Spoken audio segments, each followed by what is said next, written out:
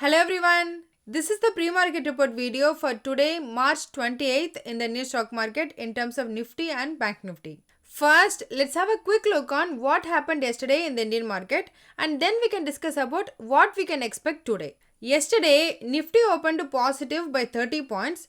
Though it was very volatile due to some global positive news, it was really positive for most of the day.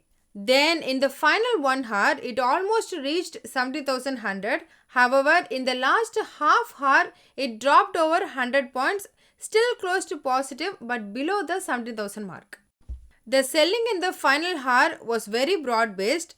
The advance taken ratio for yesterday was 1:3, which means for every one stock advance, 3 stocks were declined. Basically, just index ended marginally positive with high volatility, but other than the index, it was disastrous. Sector-wise, auto, capital goods, power and realty were down by 0.5 to 2%, while the pharma index was up by over 1%. Again, FII net sold shares worth approximately 890 crore rupees, whereas DAI net bought shares worth approximately 1800 crore rupees. Then, after our market hours, because of this First Citizen Bank news, all European markets closed really positive. For those who don't know, yesterday afternoon, even during the Indian market hours, First Citizen Bank in US agreed to buy the deposits and loans of Silicon Valley Bank from the US regulator FIDC. This is really positive and it changed the whole global banking sentiment. Moving on to US, again there too it's very positive.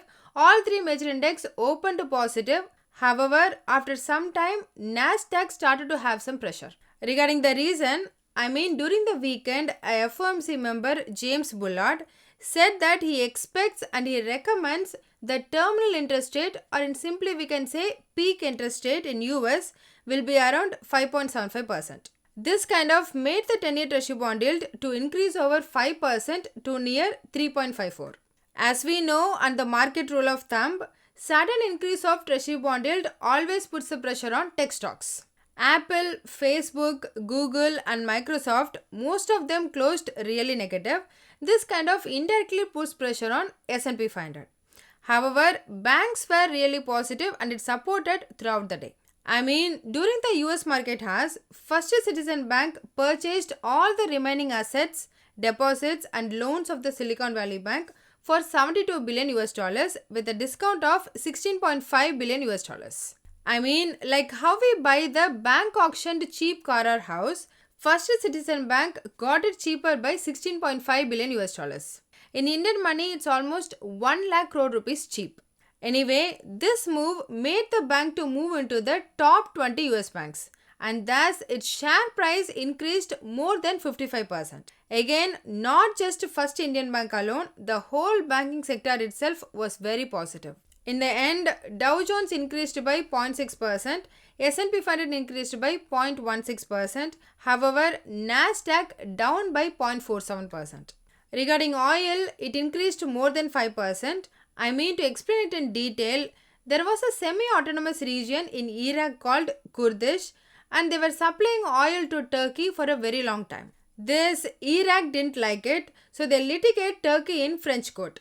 In that, Iraq won the court ruling and it created the disruption of 5 lakh million barrels a day of oil supply from Kurdish to Turkey. And because of this, oil price increased by over 5%. At the time of this video, Brent crude oil is trading near $78 per barrel and WTI crude oil is trading near $73 per barrel. Moving on, about Indian India's and US market, unlike the US tech stocks, they were really positive. HDFC Bank, which was increased nearly 1.5%. Then in the case of IT, Wipro increased by 0.45% and Infosys increased by 0.6%. Regarding SX Nifty, at 3 am Indian Standard Time, it closed at 17,072, indicating a 40 points gap up opening. Coming to India specifics, there were a one stock specific and a couple of generic important info. First, let's see the generic ones. Yesterday, Indian Prime Minister conducted the emergency meeting as the number of new cases in India increased to near 1,900. It is the highest number in the last 5 months. And I think that's the reason yesterday only pharma sector closed over 1% positive and again it's positive for today as well. Health Minister said that they are going to conduct a mock drill in government hospital on April. Let's see. Then the second one is regarding tax incentive scrappage.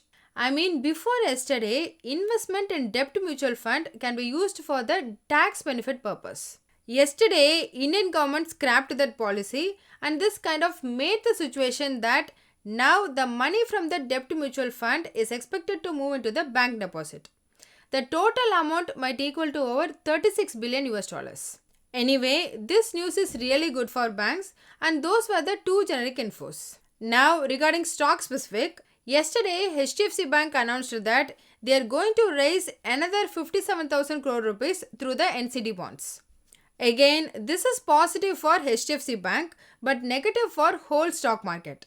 Since FII and DII might invest their money in NCD bonds rather than investing it in the stock market, as it is very less risky and comparatively high interest payment. As a summary, US tech stocks closed really negative, so it's kind of indicating that we might see some IT stocks weakness today. However, at present, SGX Nifty is indicating a 40 points gap up opening.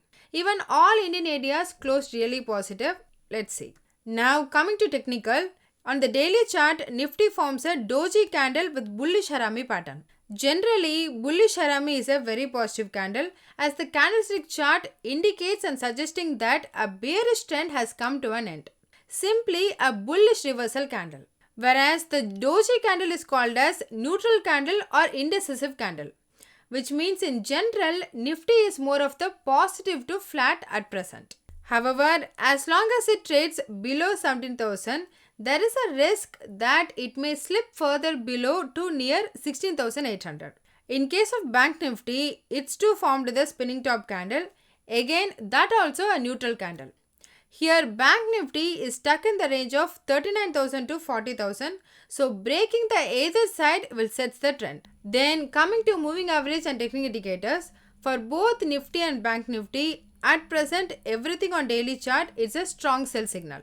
Then from options change in open interest, there was some call options unwinded at 17,100. Huge number of significant new put options were added at 17,000. Then regarding overall options open interest data, here too 17,000 got the maximum put option followed by 16,800. Thus 16,800 is the support to look out for. In case of call options, again 17,000 got the huge number since it's a short straddle. Then the next maximum call option is present at 17,100.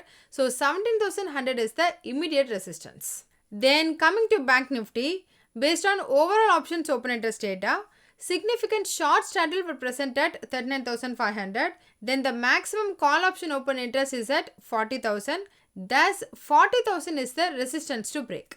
The maximum put options addition without call option is at 39,000. So 39,000 becomes the immediate support.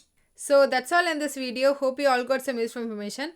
Please consider subscribing the channel and liking the videos. It will help me beat the YouTube algorithm and it will also motivate me to do more. Please don't make any investment decision based on this as I'm not a SEBI registered advisor. I'm doing it for my and viewers' educational purpose only. Thanks for watching.